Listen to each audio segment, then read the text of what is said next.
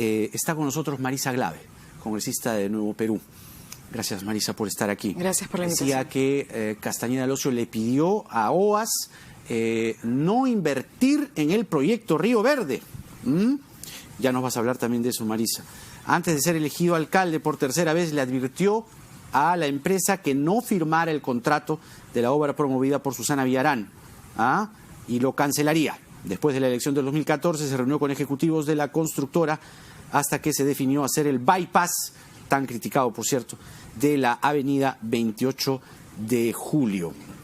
La situación de Castañeda realmente está pasando a una situación, a un momento determinante, porque esto sucede así, más o menos, ¿no? Primero te cierran el cerco, impedimento de salida, y lo que puede venir es eventualmente una detención preliminar y luego una prisión preventiva, ¿no? ¿Recuerdas bien el caso, el momento? Bueno, digamos, el caso del señor Castañeda ha ido más lento de lo que muchos esperaban.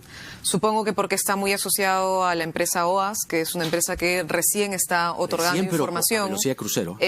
Claro, pero es recién frente a la otra empresa que hemos visto que tuvo mucha más información y anterior, y por eso es que hay otros casos que están, digamos, mucho más avanzados. Pero recordemos que una de las cosas que nos plantearon en su momento es que este grupo, que en algún momento le decían el grupo de Río, si no me equivoco, no solamente eran Odebrecht y OAS, sino que también tiene Camargo Correa y otros más, que Andrade Gutiérrez, que también han formado parte del mismo tiempo, y que hubo una repartición, digamos, ¿no?, de las obras y de acuerdos entre ellas de no competir unas con otras, y que además cada una de ellas tenían socios peruanos que tampoco competían entre ellos. Entonces, este caso está muy asociado también al famoso tema del Club de la Construcción, ¿no? Entonces, lo que tenemos ante nosotros, más allá de los actores, es una realidad de los últimos 20 años de la historia peruana, ¿no es cierto?, asociada a dinero cada vez mayor para obras de inversión pública, totalmente, digamos, ruletizados a través de estas empresas que evidentemente todas tenían niveles de corrupción. Claro, pero ahora nos vamos enterando una a una, ¿no? Pero en el caso de Castañeda, la revelación de Piñeiro tiene que ver más bien con bloquear una obra.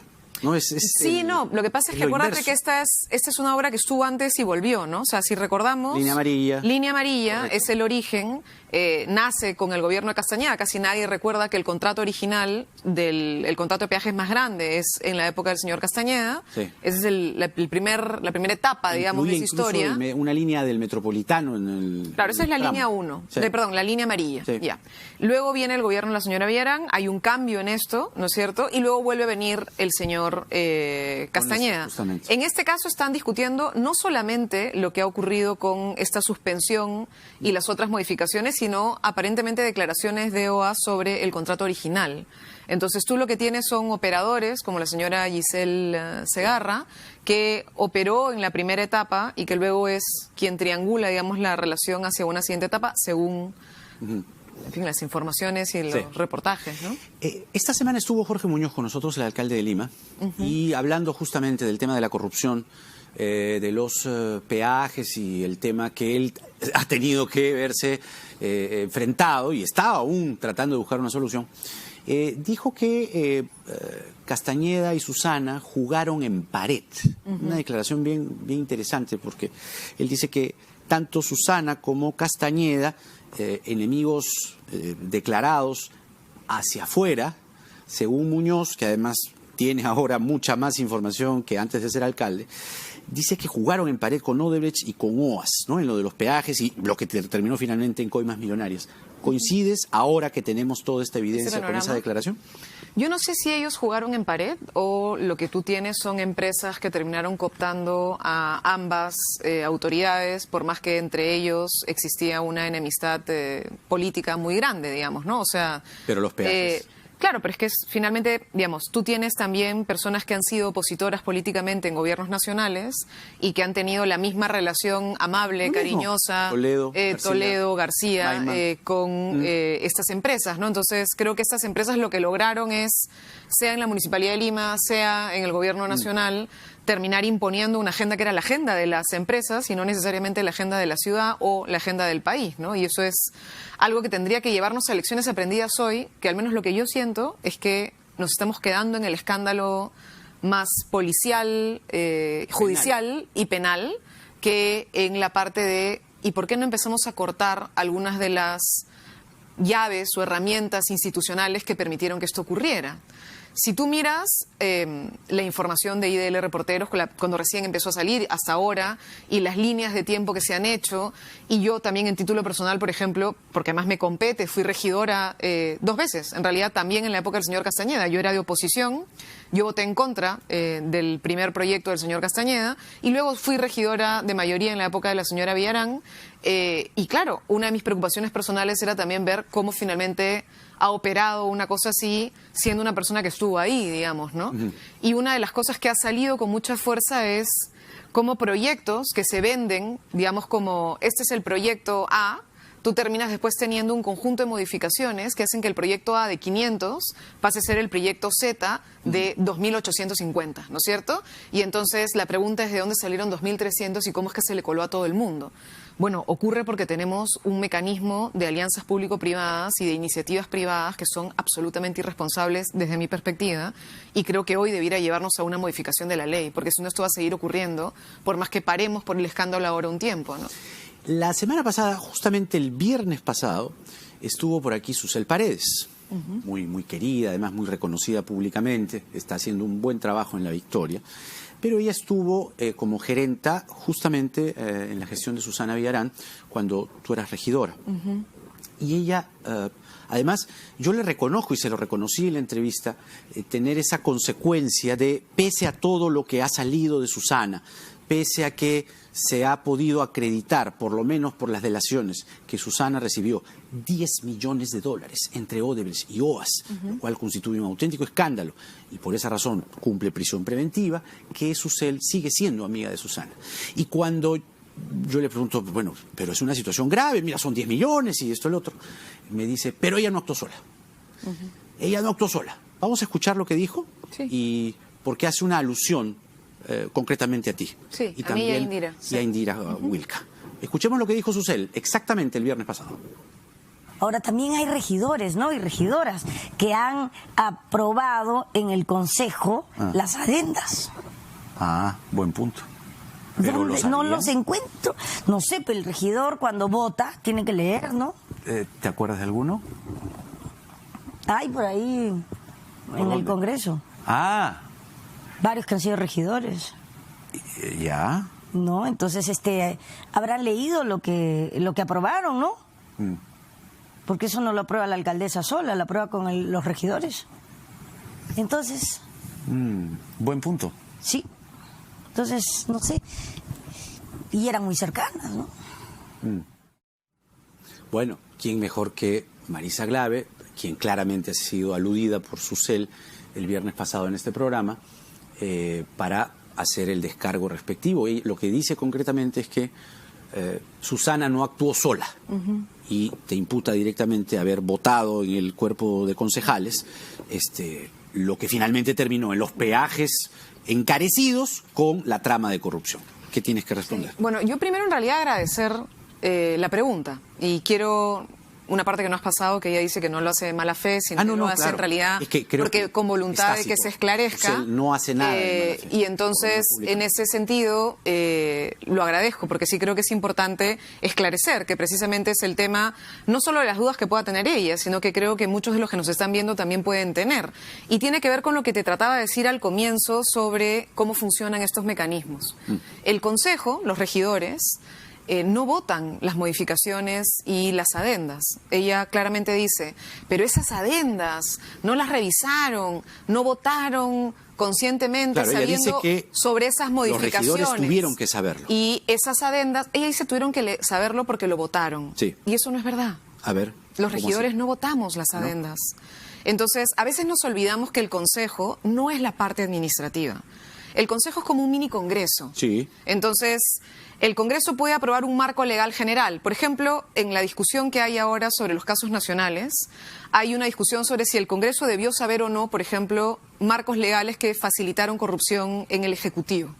Pero hasta ahora ni Fiscalía ni nadie logra demostrar ninguna vinculación directa, porque es el marco legal general el que aprueba el Congreso y luego la ejecución directa de un proyecto lo hace el Ejecutivo.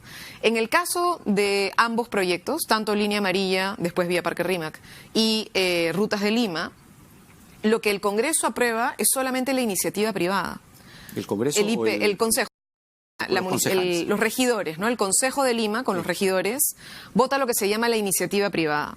Este documento inicial de iniciativa privada viene con estudios económicos, estudios legales, no solo de los gerentes de la municipalidad, sino estudios externos. ¿Cuándo fue la aprobación de esta? Son dos. iniciativa? Hay una que es en la época del 2009, que es en la época de Castañeda. Castañeda, claro. Pero tú eras regidora, pues. Sí, yo era regidora. Ya. En esa, acá tengo el acta entera, te busco después el detalle, pero porque las intenté buscar ahora. Y acá, bueno, yo voto en contra en ese proyecto, que es en el del 2009, porque... ¿Qué decía exactamente, si lo puedes resumir en sucinto?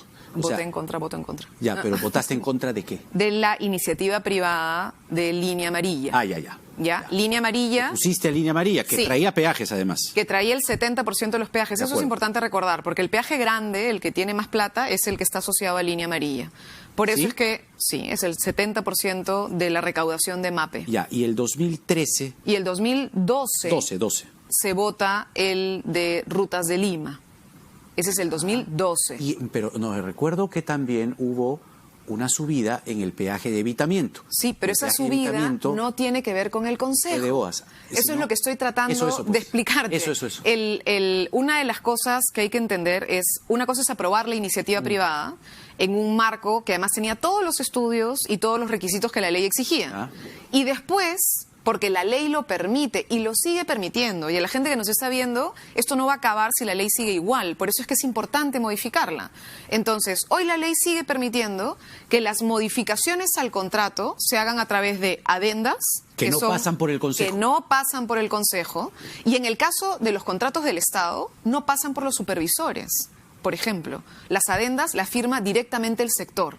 Cuando un sector, digamos, transporte, hace una iniciativa privada, ¿no es cierto?, la Contraloría opina, Sutran opina, todo el mundo mira ese contrato original.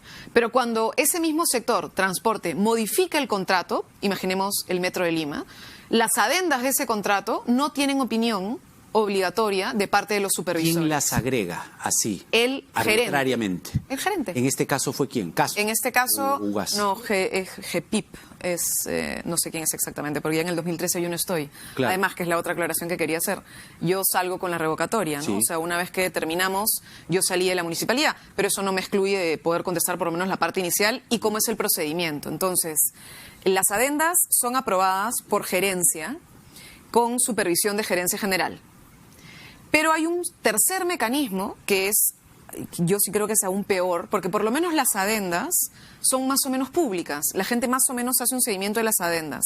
Hay otra cosa que se llama actas de entendimiento, que es lo que yo acabo de descubrir que tiene que ver directamente con esa elevación de peaje del que tú estás hablando. Hubo un acta de entendimiento que ha sido denunciada por la Comisión Lavajato, incluso de la congresista Bartra, y que ha sido denunciada por la Fiscalía, que es un acta del 2014, donde la empresa y la Municipalidad de Lima tienen una controversia y la Municipalidad de Lima simplemente se allana. Es decir, no va a un arbitraje, no hace ningún tipo de discusión y lo que dice es, yo me allano y la manera de resolver ese allanamiento es decir, se sube un sol al peaje. Claro. Eso lo firma un gerente, ni siquiera el gerente general, un gerente de línea, digamos, ¿no? Que es el gerente de promoción de la inversión privada. ¿Él cómo se llamaba? El de esa acuerdo, es que yo no estaba en esa época, Shimabukuro o algo por el estilo. De la municipalidad. De la municipalidad, claro, exactamente. Claro. Ahora, el tema es también entonces, lo que nos estás diciendo, es que ahí se montó el mecanismo para justamente Susana reciba la plata que recibió. O sea, eso lo tendrá que demostrar Fiscalía y la verdad es que no lo sé. O sea, no, te digo. No me animo a especular yo no te digo que tú sepas ahora de eso, sino me refiero a que cuando yo junto lo tuyo, ¿no? Más lo que dice Piñeiro. Ahí está, pues. Claro. O sea, para mí eso, visto así, para mí también así funciona. Lo que pasa es que eso también es mi especulación, la tuya y de quienes vamos a estar mirando esto mientras no termine de cerrarse los distintos informes que tenemos. Yo en términos personales, y sobre todo en este momento que es un momento muy complejo para la política peruana, cuando empezaron las primeras declaraciones del señor Barata sobre los distintos actores en la política peruana, incluida la señora Keiko Fujimori, yo asumí que su declaración era verdad. y dije, bueno, yo tengo que actuar como si esa declaración fuera cierta y por Coincido. tanto hay una manera en la que tú tienes que reaccionar frente al actor político como si eso fuera cierto. Si yo partía de ese principio, el hecho de que salieran declaraciones sobre Villarán no me podía a mí llevar a una situación diferente. Si era verdad en el caso de Keiko, pues tendría que por lo menos actuar como que también podría ser verdad en el caso de Villarán. Déjame digamos. decirte solo una cosa, saludo eso porque otros políticos han actuado con doble rasero y eso es pésimo, pues, pésimo. O sea, exactamente, yo tengo exactamente la misma posición. Cuando aparece lo de Barata, recuerdo incluso que, ¿cómo se llamaba el teniente alcalde? Ah, No, Eduardo Segarra. no, el que lo suplanta. Hernán Núñez. Hernán. Sí. Hernán me insistía y me insistía. ¿Tú le crees a Barata? Me decía, sí, yo le creo a Barata, pues. No, yo no le creo a Barata. No, pero yo le creo a Barata, porque si le creo a Barata en AG, aumentar Keiko para 500, es todo, es transversal. Entonces, con esta situación, estabas diciendo que en lo personal, claro, hay una carga, hay una situación compleja, es evidente, además, tú has estado ahí. Pero ahora con esto de OAS y la suma de los 10 millones, te debe saber como muy, muy feo, ¿no? Sí, terrible, porque además está asociado no solo a la campaña contra la revocatoria, que fue una campaña que yo sigo creyendo era una campaña ciudadana, porque hubo mucha gente que no formó parte de ningún pago ni nada por el estilo, sino que se dejó la piel y la voluntad por enfrentar lo que para nosotros era una mafia. Era la gente que se oponía a la reforma del transporte, se oponía a la reforma del mercado mayorista, se oponía a la modernización de varios aspectos de la gestión de la municipalidad, y eso no se podía permitir, pero también aparentemente incluye dinero para el proceso de reelección. Si recuerdas, si no me equivoco, el señor Piñeiro de OAS hace un señalamiento de estas modificaciones finales tienen que ver con recursos para la reelección, ¿no? Y eso trae un problema adicional en el espacio de la izquierda, porque nosotros tuvimos una distancia política muy dura en la parte final de la gestión de Susana y no apoyamos su reelección, digamos, ¿no? Entonces hay ahí un conjunto de temas que remueven también, si quieres, otras heridas, ¿no? De acuerdo. Entonces, tendrá que pasar lo que tenga que pasar. De momento la situación para Susana es bastante complicada. Estuvo ayer por aquí el señor Héctor Becerril. En fin, sí, ha sido muy comentado y vamos a ver un pedacito de lo que pasó para recordar y comentar también ya el tema LGTBI, que es el otro tema por el cual te hemos invitado. A ver, recordemos. Si yo veo besándose a dos hombres o a dos mujeres, a mí me causa repulsión. Y si el que yo diga... Pero es que ahí está discriminando. Está bien, pues, es mi punto de vista. Y el que yo diga... Que la discriminación es delito. Y el que yo diga que nunca va a ser igual para mí que se besen en un lugar público dos hombres a que un hombre con una mujer, me reafirmo, nunca va a ser igual. Y si eso lo consideran que es discriminatorio, lo que yo pienso, lo que yo siento, pues entonces la discriminación, pues. Bueno, ahí ya vino el famoso tema de la terapia, porque la verdad sí como que me dejó un poco perplejo. Pero más allá, hay gente que se equivoca un poco mucho, porque dicen, oye, tú, ¿cómo se te ocurre decirle que piense como tú? Si él tiene derecho a pensar como dice, se expresa que piensa, que qué cosa te crees tú, mermelero, ¿qué te pasa? Mermelero, eso es clásica de Fujitrol. Claro, sí, así es. Pero bueno, a mí, pero ¿saben señor qué? Miyashiro dice que no se le deben llamar Fujitrol si no son por tercera banda. ¿Saben qué? Oiga, así, yo, así, la cara limpia. Pero el tema es que se reafirma, no es un tema de opinión, ¿ah? Porque la opinión es libre. Este país, la gente puede expresarse en libertad, sin cruzar una línea. Y el problema es que se ha cruzado una línea. Entonces, cuando este diálogo que se ha hecho viral hoy, parte de una denuncia que se le ha presentado a Becerril por discriminación. Sí. Porque él dice así, confiesa, y lo dice públicamente en Twitter, y lo dijo ayer aquí, donde está sentada tú, que él discriminaba. ¿Cuál es el camino legal? Porque yo hasta le dije, rectifíquese, tiene la oportunidad, está en público y aquí se acabó el tema. No, él insistió. Claro. Entonces, la inmunidad, ¿cómo se cruza con esta denuncia? Bueno, a ver, ahí hay Varias cosas, ¿no? La primera creo que hay que ratificar que la libertad de opinión, la libertad de expresión no puede ser la libertad de promoción del odio ni la libertad para la discriminación. O sea, si una persona cree, por ejemplo, que si una mujer levanta la voz a su marido, le deberían pegar porque no debería atreverse a hacer eso, y dice, yo lo opino porque es mi libertad de opinión, no puede hacerlo. Porque en realidad está promoviendo la violencia contra la mujer, y la violencia contra la mujer es un delito. Y hoy en el Perú no se puede incitar a cometer delitos. Claro, en el yo país, opino digamos. que le pegues a tu mujer. Yo Claro. opino eso, pues. Claro. No, pero pues, estás alentando. no. Tú estás alentando un delito. Así es. Tú no puedes alentar un Ya, delito. pero tiene ¿no es cierto? inmunidad, pues, parece Y en que se este sabe caso protegido por eso. Adicionalmente un problema porque él en sí está ejerciendo la discriminación con su propia discusión, o sea, con la manera en la que se ha expresado, ha discriminado abiertamente. Es como si alguien me dijera, yo, por ejemplo, si veo a una mujer blanca y a un hombre negro juntos, siento repulsión, pues lo que está haciendo es un racista, ¿te das cuenta? O sea, es decir, no puede decir una cosa así, por más que en el fondo diga yo pienso eso y soy libre de pensar eso, está discriminando. Ajá. Lo que está haciendo es una discriminación, y hoy en nuestro país discriminar es un delito. Ya, pero ¿qué pasa con La denuncia? inmunidad. Yo espero que la fiscal de la Nación sea firme y pueda diferenciar, como se ha pedido a gritos que se diferencia hoy, qué cosa es la inmunidad funcional y qué cosa es la impunidad y el abuso que algunos pretenden hacer de la inmunidad parlamentaria. Cuando una persona, el congresista Mamani le metió la mano a una persona y cometió con eso un delito de violencia sexual, ¿no es cierto? Eso no tenía nada que ver con su función congresal. Y fue durante su tiempo como parlamentario. Y le hemos levantado la inmunidad. ¿Por qué le hemos levantado la inmunidad? Porque ese delito es un delito común, y es un delito común que no tiene nada que ver con el hecho de que el señor congresista ejerza su función. Hoy día he escuchado a algunos parlamentarios diciendo, pero bueno, ahora por opinar a todos nos van a meter a la cárcel, y precisamente el delito de opinión es el que no se le puede imputar a un parlamentario. A nadie. No hay delito de opinión en este Pero país. es que insisten en que las opiniones de los parlamentarios no pueden ser perseguidas y que eso sí sería la esencia de la inmunidad.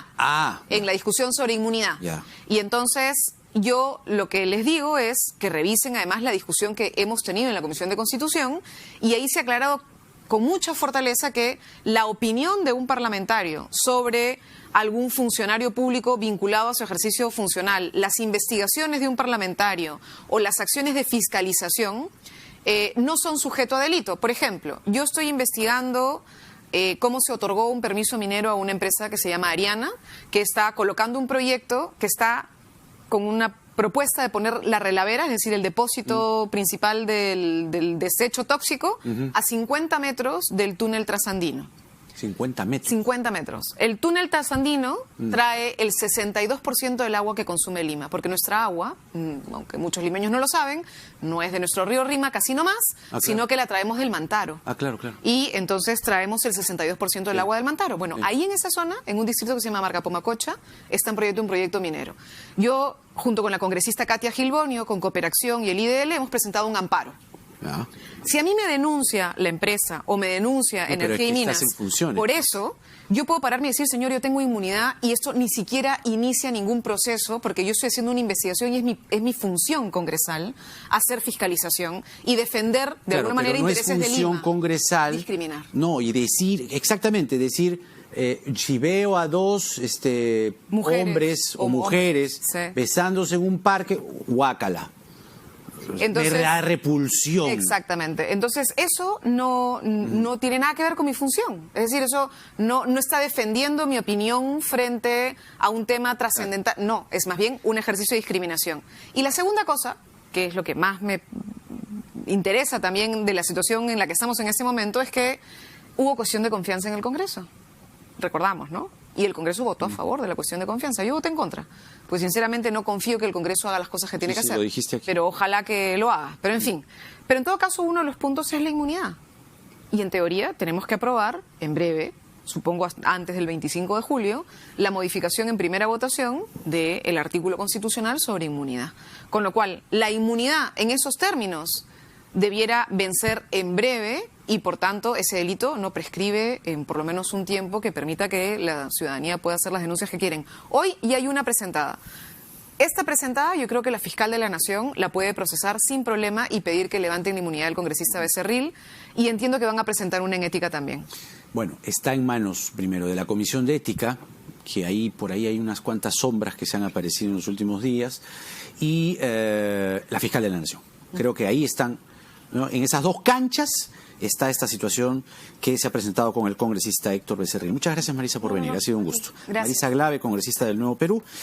Vamos a la pausa y vamos a traer a una psicoterapeuta para hablar de Becerril. Entonces, él no quiere ir a terapia, ¿sabes?